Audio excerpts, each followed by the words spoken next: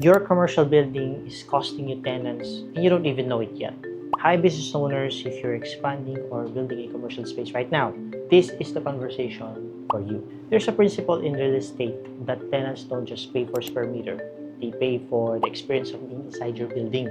In architectural theory, we call this environmental psychology. Peer-reviewed studies on biophilic design shows that humans have an innate biological need to connect with nature and light. When a building denies this using flat facades and dark cramped interiors, it actually triggers a stress response. This isn't just design talk, it's a measurable drop in tenant productivity and foot traffic. But here's where most Philippine projects go wrong. We maximize the lot edge to edge, floor per floor, flat facade, punch windows, split type ACs outside, functional, yes, but forgettable.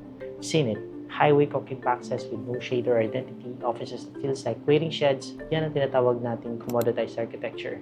Ginagawa nating panindang gusali, hindi experience. The building that command premium rent are designed as destinations by applying place-making principles. We transform a structure from a simple shelter into a social hub. Because the real cost of bad design, it isn't the construction price. It's the vacancy, the high turnover, and the lost asset value over 10 years. So ask yourself, premium ba ang binubuo mo or pang feel lang? For more smart property design, follow architect Brendan and Rufa.